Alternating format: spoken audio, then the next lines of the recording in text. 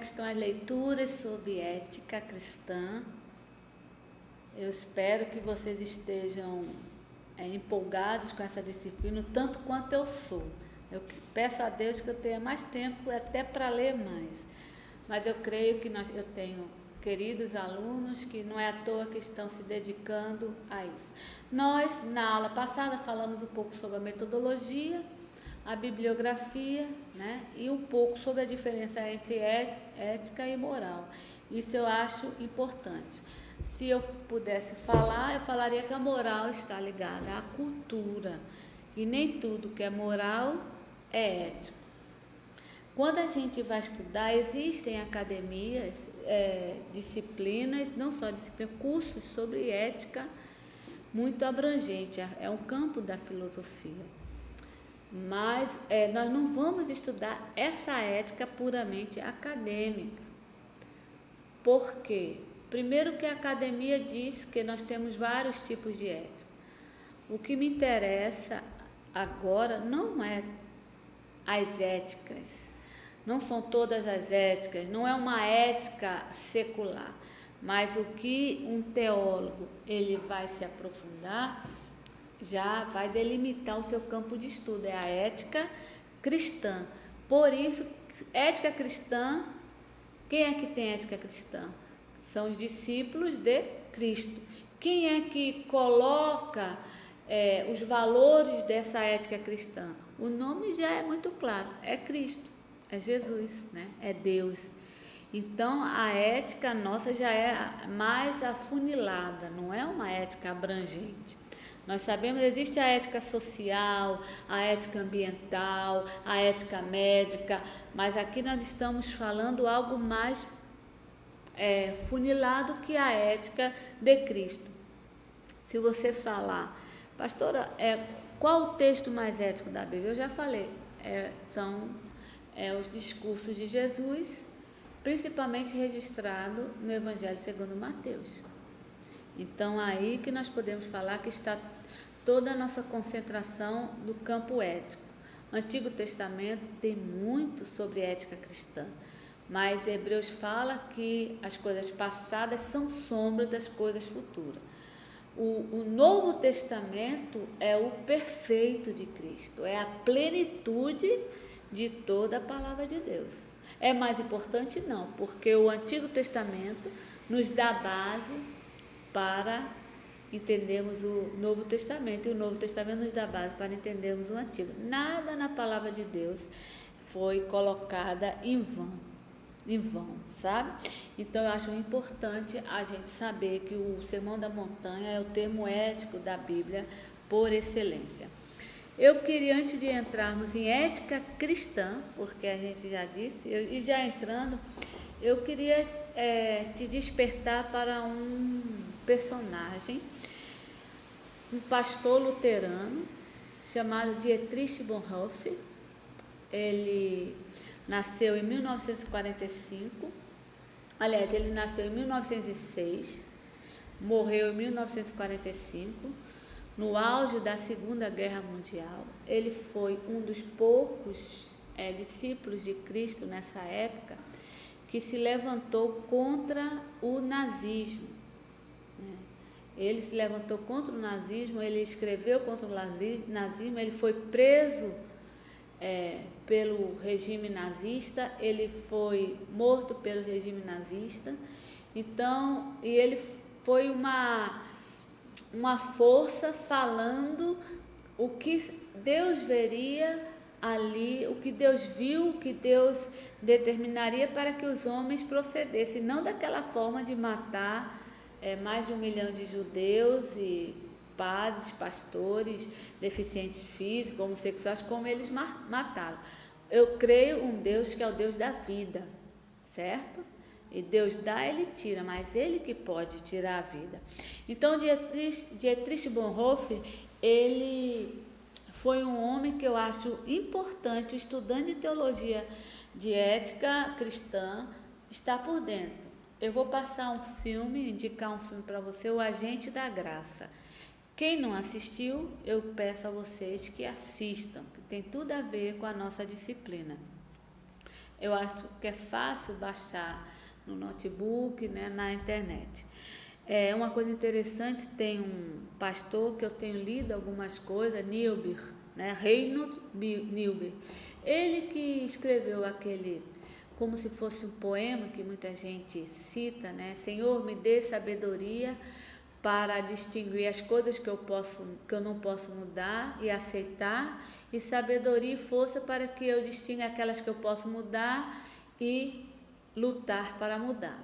Então foi ele, e ele foi o responsável, quando ele escutou que Dietrich Bonhoeffer estava lutando contra o regime nazista, ele sabia que ele ia ser morto, ele armou tudo para levar Dietrich Bonhoeffer para os Estados Unidos. Quando Dietrich Bonhoeffer chegou nos Estados Unidos, no auge da Segunda Guerra Mundial, ele começou a pregar contra o nazismo e falou, e ele assim foi muito bem aceito, né? Ali ele poderia ganhar muito dinheiro, fazer muita coisa, né? Mas, para surpresa nossa, o que ele fez? Ele quis voltar para a Alemanha. E vocês vão ver o filme, eu não vou dar spoiler, mas ele voltou para a Alemanha e vocês vão ver. Mas o que eu quero que vocês leiam sobre Dietrich Bonhoeffer vejam esse filme, O Agente da Graça. Ele que fala que o discipulado é fruto da graça, mas não é gratuito, é caro, né? A graça, ele fala, a graça não é barata, a graça nos custou muito caro, custou a morte de Jesus na cruz. Então ele escreveu vários livros, e 3 livros é importante, pelo menos, o estudante de teologia ter contato. Um se chama O Custo do Discipulado, foi o primeiro que ele escreveu, em volta de 39, fala essa questão da graça não é barata, né? Aquele que não nega a si mesmo não é digno do reino, né? Jesus falou, o meu jugo é suave, o meu fardo é leve. O rabino Jesus tem um jugo, tem uma cangaia, tem algo, umas regras. E ele escreveu também, depois de escrever o custo do discipulado, ele escreveu a ética, que aí fala sobre tudo. Se você puder encontrar na internet, eu não sei ainda se eu tenho PDF esse livro, A Ética.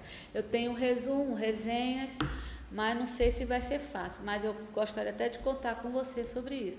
E Cartas e Documentos da Prisão. Esses livros são muito famosos, são conhecidos, de Dietrich Bonhoeffer. Ele vai nos dar uma lucidez do que realmente é ser um cristão em um mundo secularizado, em uma contracultura. Outro livro, a coisa chata, né? Mas eu creio que eu estou enriquecendo um pouco a biblioteca de vocês. Outro livro que eu indico é Contra a Cultura, de John Stott. É um livro barato, é um dos livros mais antigos de John Stott. Ele escreveu o Sermão do Monte, maravilhoso.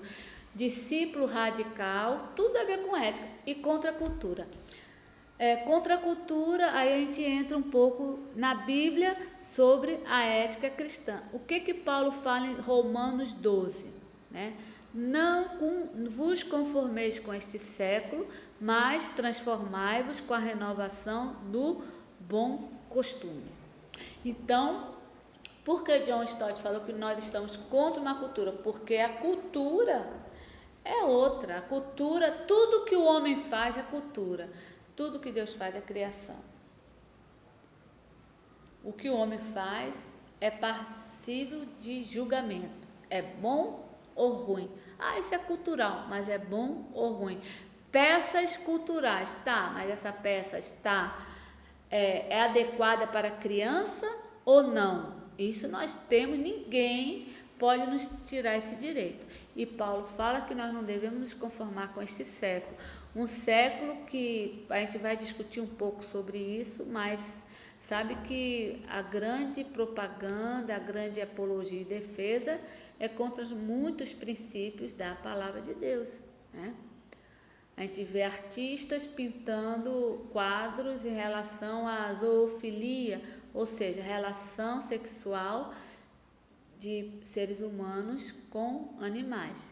Isso é abominável à palavra de Deus, e eu, que sou professor de biologia, também é abominável a biologia, certo? pode ser até cultural. E eu digo que tudo está desenhando para que haja aceitação de pedofilia, de zoofilia, certo? Toda forma de amor, de relacionamento vale a pena. Isso é cultural do século XXI.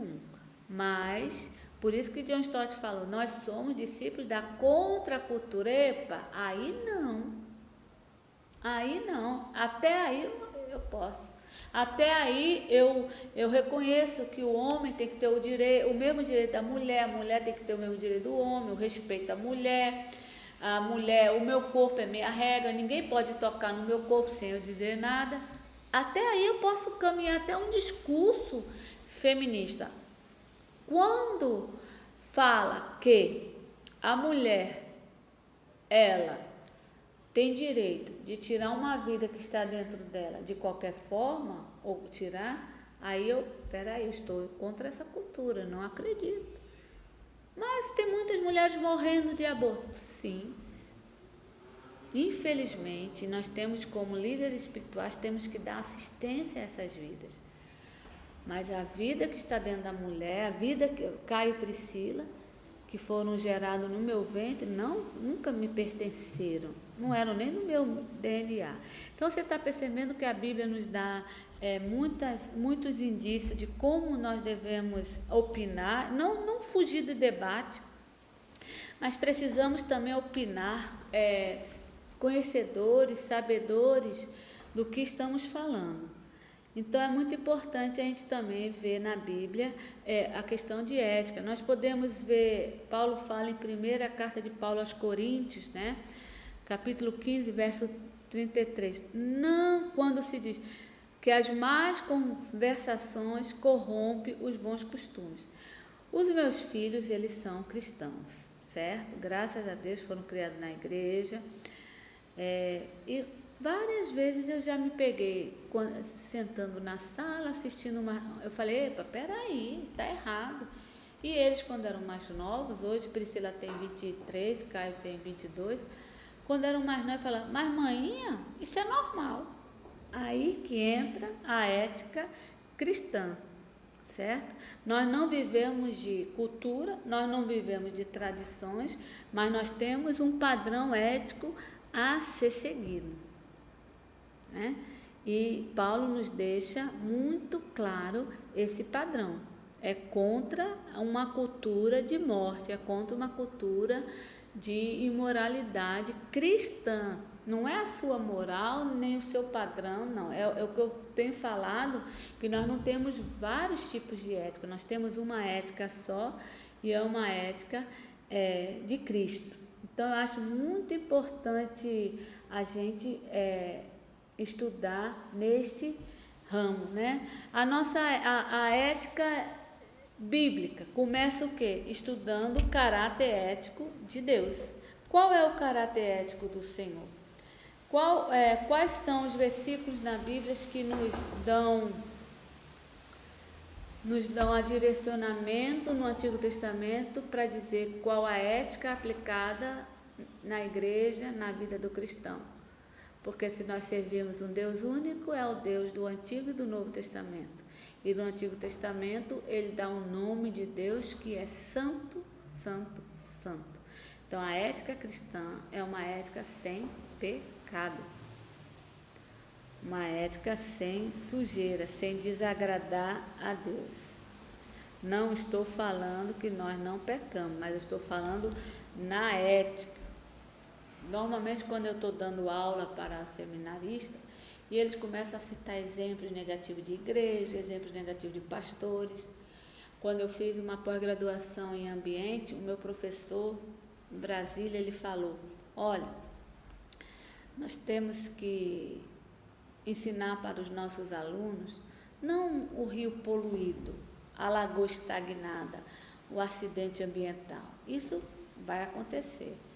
Mas ele era da linha, ele falava, mostre a beleza das coisas. Mostre a beleza de um rio limpo, a beleza de um desenvolvimento sustentável. E eu entendi porque Deus me permitiu também entrar nessa área de ambiente, e eu trago muito para a teologia. Não você não vai, queridos, em debates teológicos, em debate de sala de aula, não se pegue ao um exemplo ruim ético de um pastor, temos que olhar, temos que julgar, todos nós julgamos. A palavra de Deus não falou para não julgar, fala julgar, mas não pela aparência, mas sim pela reta justiça. Nós discriminamos, é bom discriminar, é. Se me der um balaio de bolas brancas e pretas e você falar, professora, discrimine as bolas brancas, eu vou tirar as brancas das pretas, certo? Mas discriminar aí não com os seus valores, discriminar de acordo com a palavra de Deus, os direcionamentos que ele tem. Então, o primeiro ponto no Antigo Testamento, nós podemos, e eu vou deixar slides com vocês, escritos.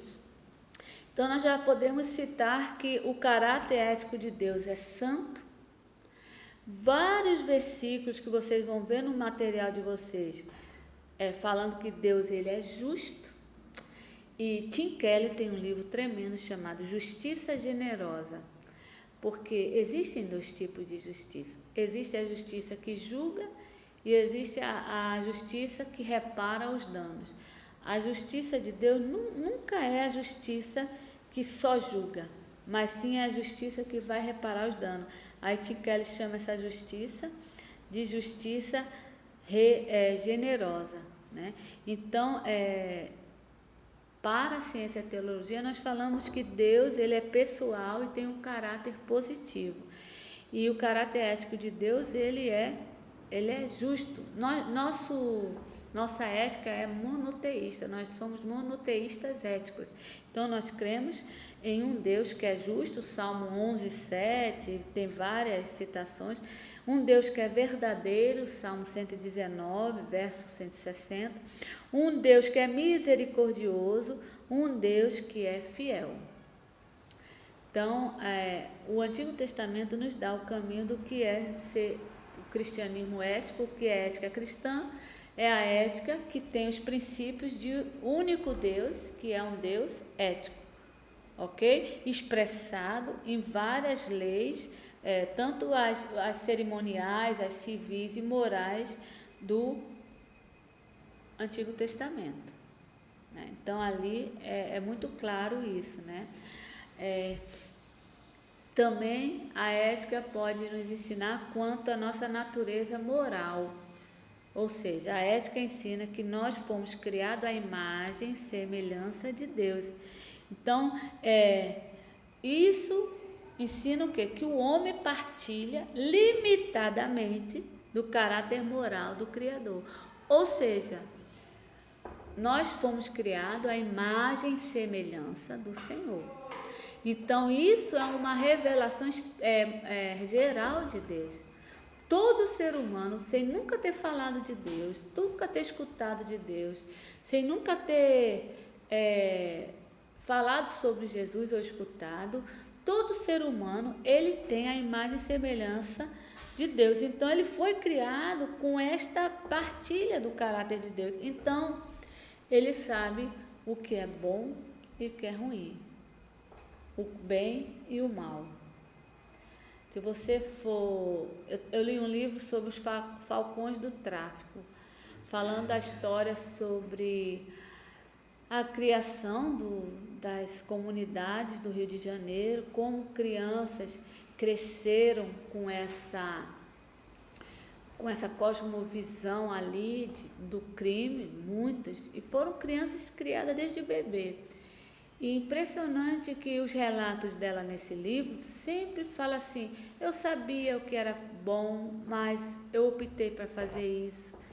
Então, eu não estou falando, eu creio que nós temos uma grande injustiça social das nossas crianças, mas nós não podemos tirar a responsabilidade de escolha de cada ser humano em fazer o bem e fazer o mal.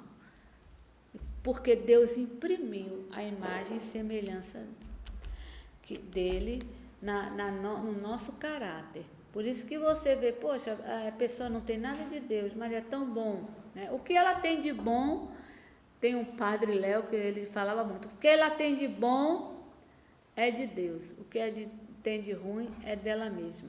certo? Então, eu convido vocês a estudarem um pouco sobre a moralidade bíblica, né, contida nos 10 mandamentos. Nós temos Êxodo 20, Deuteronômio 5, certo? Os profetas também, só concluindo agora o Antigo Testamento, na próxima aula a gente vai falar da ética do Novo Testamento. Os profetas deixaram também preceitos éticos super valiosos, nobres, né? Principalmente Isaías, Oséias, Amós, Miqueias, sempre na ética não só individual, mas também abrangendo a ética social. O pecado, ele não desarrumou só o ser humano, mas desarrumou toda a sociedade, né? A questão do relacionamento de integridade com o semelhante, você pode encontrar em Isaías, Oséias, Amós, Miqueias. Então, queridos, eu vou fechar essa aula pedindo para que você leia um pouco mais sobre a nossa disciplina e se aprofunde um pouco na questão da ética de Deus no Antigo Testamento. Na próxima aula nós vamos falar da ética de Deus no Novo e alguma coisa sobre bioética, tá bom? Que Deus te abençoe.